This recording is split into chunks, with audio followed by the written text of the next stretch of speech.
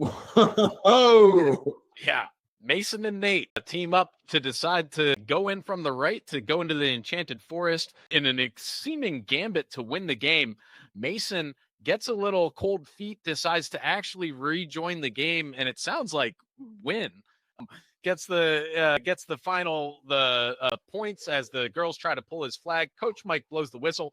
Nate on his way back from the Enchanted Forest trips. The trees say, "Hey, it's about time you humans learn a lesson." Bring in a half human, half boar with a flamethrower called Captain John or Commander John.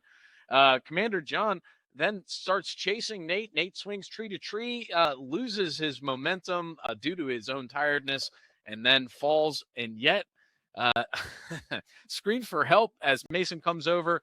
Nate realizes that Commander John has put a ice spell on him and freezes and dies, I assume, of hypothermia.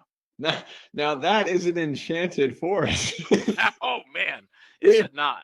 We do trip over a tree root, yes, but that's only the beginning of the problem. Right. And the trees whisper, but a lot more menacing. A lot more menacing. We get, first of all, I think they should have gone in from the left in hindsight. Why were they like, let's go in. I have a good feeling about this right side. Mm-hmm. Seems like a weak part of the forest. No. That was where they wanted you to go. In terms of the plot, I think this really worked because the setting was the obstacle. There was this sort of moment of whether that caution. Of course, Coach Mike would caution us because he wants us to follow the rules. But to win, we'll have to break some.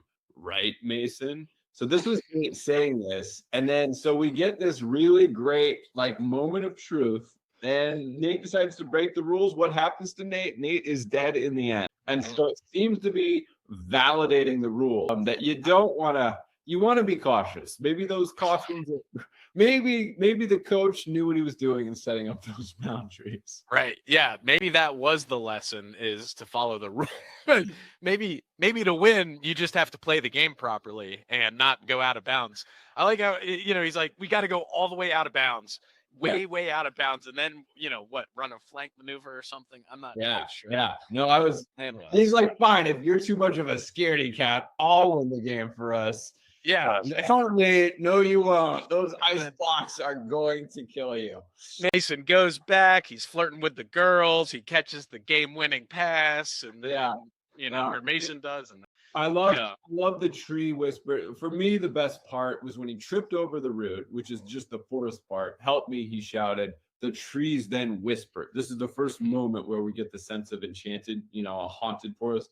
This is our land, not yours. There's a lesson we'll teach you annoying humans to get you out of this place, Commander John. Bring the flamethrower. Like, that accelerated quickly. And Commander John, not a human.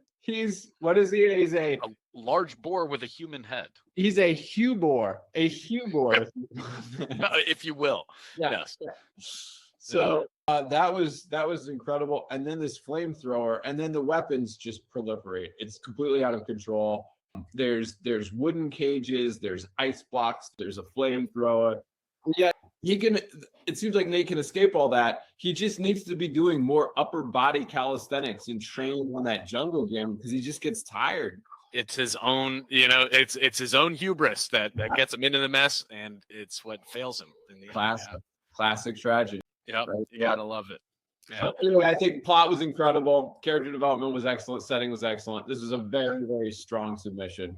Nice. I love it. Yep, I totally agree. It actually reminded me of that Robert Frost poem, Two Roads Diverge Here in the Wood. And I think Nate took the one less passed by.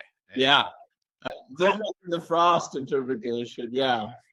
Miles to go before you sleep, and miles to go before the ice block, the cinder blocks put on your feet. That's quite an illusion from the Huntsman.